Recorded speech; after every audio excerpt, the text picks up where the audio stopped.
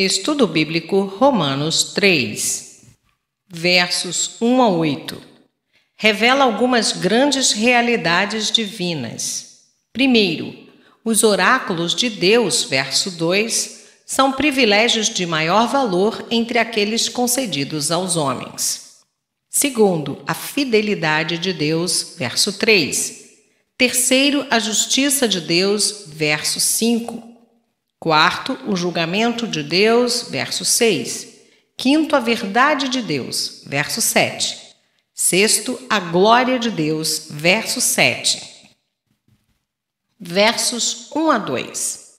Qual é a vantagem do judeu? Qual a utilidade da circuncisão? Essas perguntas parecem extraídas da experiência de Paulo na pregação do Evangelho. A resposta de Paulo é muitas, verso 2. Ele faz seu interrogante se lembrar que aos judeus foram confiados os oráculos de Deus. No grego, a palavra logion, oracle, usa-se principalmente em relação às frases curtas pronunciadas por alguma divindade. Em Atos 7:38, por exemplo, a palavra é usada falando-se das revelações que vieram a Moisés. Versos 3 e 4. A reação dos incrédulos não anula a fidelidade de Deus às promessas constantes em sua palavra. Antes, ele as cumpre. Romanos 9, versos 6 e 7, 2 Timóteo 2,13, conforme o Antigo Testamento destaca. Além de ser Deus fiel, ele também é verdadeiro. Para reforço de suas palavras, o apóstolo cita Salmo 51, verso 4. Versos 5 a 8. Duas perguntas relacionadas são apresentadas aqui. A primeira é: se a injustiça das pessoas é motivo para fazer entrar em ação a justiça de Deus, não seria injusto que Deus executasse sua ira contra os injustos? A resposta de Paulo é breve. Deus julgará o mundo e o seu julgamento será justo. E a segunda: se Deus, de alguma maneira, aceita a injustiça, que dá oportunidade para sua misericórdia manifestar-se, não deveria ele acolher mais atos de injustiça? A conclusão é: claro que não. Romanos 6, versos 1, 2 e 15. Os fins não justificam os meios. Verso 8. Alguns caluniosamente afirmam. Por tola que seja essa conclusão falsa, parece que Paulo foi acusado de ensiná-la. Um tema semelhante, mas não idêntico, é discutido em Romanos 5, verso 20 a 6, verso 1. Verso 9. Refere-se à posição do judeu carecendo da graça salvadora de Deus, tanto como ao gentio. Em contraste, o verso 2, que se refere à vantagem do judeu no que se refere aos seus privilégios como povo escolhido. Versos 10 a 18. Estes versos formam uma cadeia de 6 citações do Antigo Testamento. É uma prova da universalidade do pecado. 1. O pecado no caráter humano, versos 10 a 12. 2. O pecado na conduta humana, versos 13 a 17. A, em palavra, versos 13 e 14. B, em ação, versos 15 a 17. 3. A fonte do pecado, verso 18. Verso 10. Como está escrito. Essa expressão é comum no Novo Testamento, quando ali se apela à autoridade das Escrituras. Romanos 1, 17 e 3, verso 3. Os textos bíblicos considerados juntamente salientam o reinado universal do pecado e a consequente depravação e condenação da humanidade inteira. Verso 18. Não há temor de Deus. No Antigo Testamento, a essência de uma atitude apropriada diante de Deus é o temor, cuja ausência corresponde ao ateísmo prático. Verso 19. Neste passo, lei é uma referência às escrituras do Antigo Testamento em geral, visto que as citações de Paulo procedem dos Salmos, Eclesiastes e Isaías. Verso 20. Termina a sessão que começou em Romanos 1,18 sobre a necessidade universal do homem. O objetivo dessa passagem não é só demonstrar a culpabilidade dos judeus e gentios, como também julgar os seus sistemas religiosos, todos incapazes de salvar o homem. Versos 21 a 31.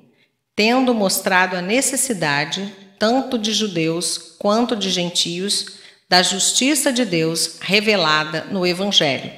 Paulo agora explica como isso é providenciado em Cristo, versos 21 a 26, e destaca duas implicações, versos 27 a 31.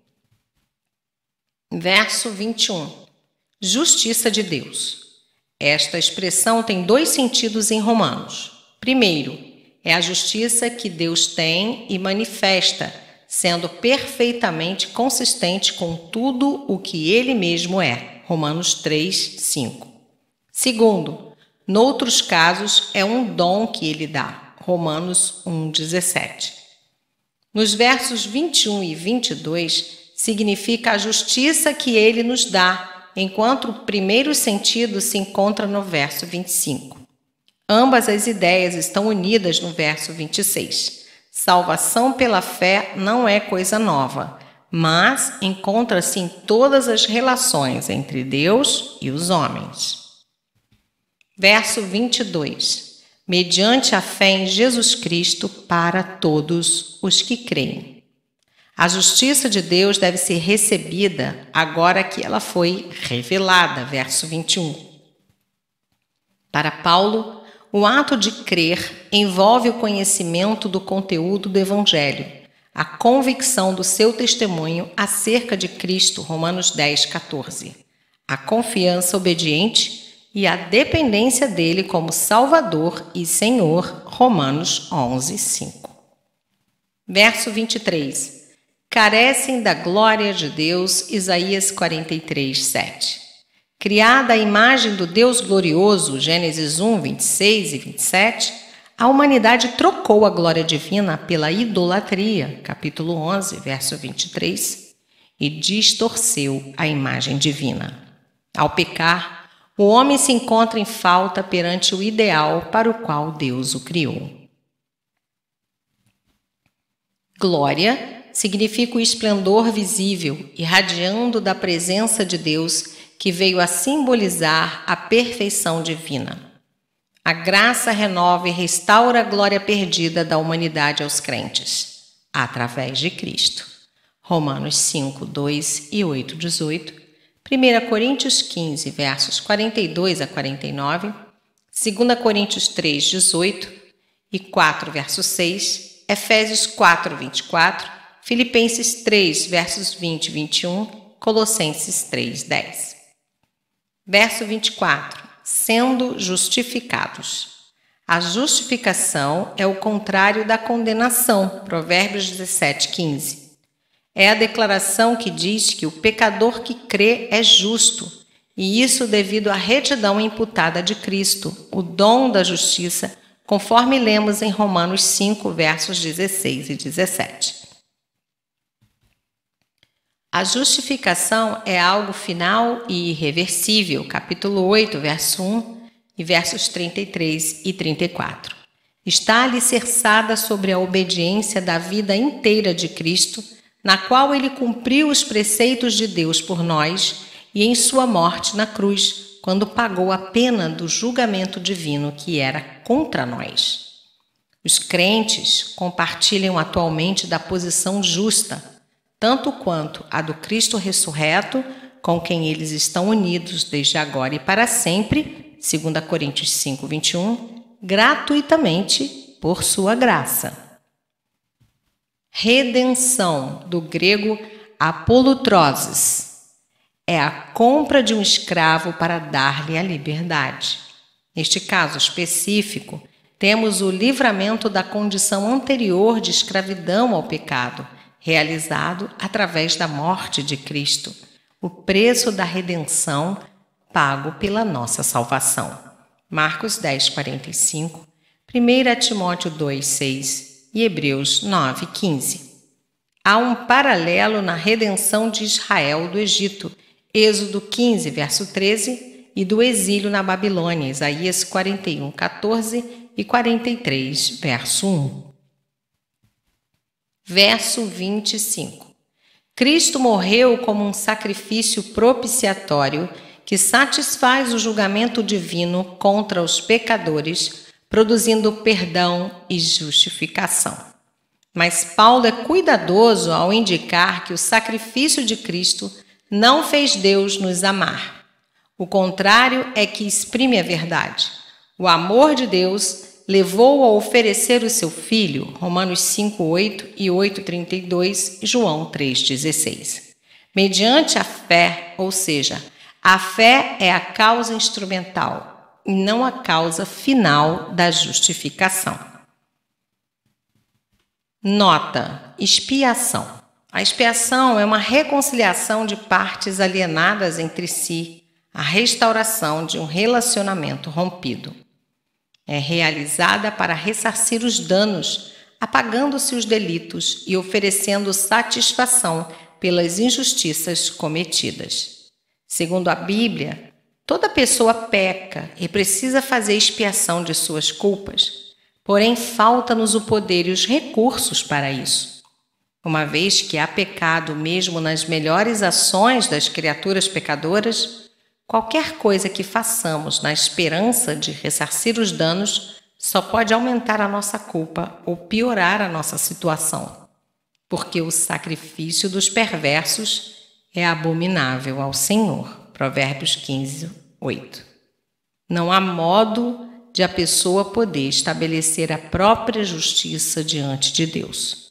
Jó, capítulo 15, versos 14 a 16 e Isaías 64:6. Porém, contra esse fundo de desesperança, a palavra revela a graça e a misericórdia de Deus, que pessoalmente providencia a expiação que o pecado torna necessária. A maravilhosa graça de Deus é o enfoque da fé bíblica, do Gênesis ao Apocalipse. Quando Deus tirou Israel do Egito, ele estabeleceu como parte do relacionamento da aliança um sistema de sacrifícios que já tipificavam o sacrifício vindouro de Jesus. Pecados eram perdoados quando os sacrifícios eram fielmente oferecidos, mas não era o sangue dos animais que apagava os pecados, Hebreus 10:4.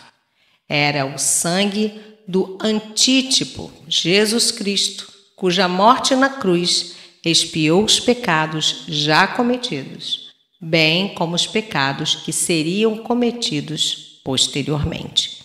Romanos 3, versos 25 e 26, 4, versos 3 a 8 e Hebreus 9, versos 11 a 15.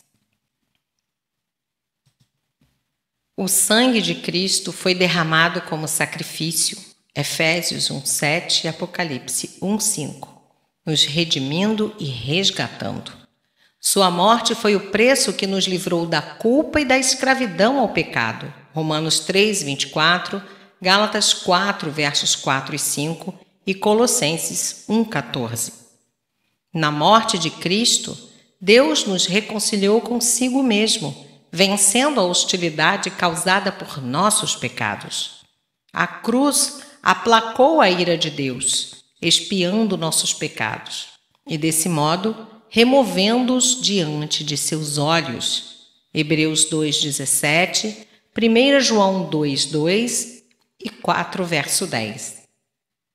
A cruz produziu esse resultado porque, em seu sofrimento, Cristo assumiu nossa identidade e suportou o juízo retributivo que pesava contra nós, isto é, a maldição da lei.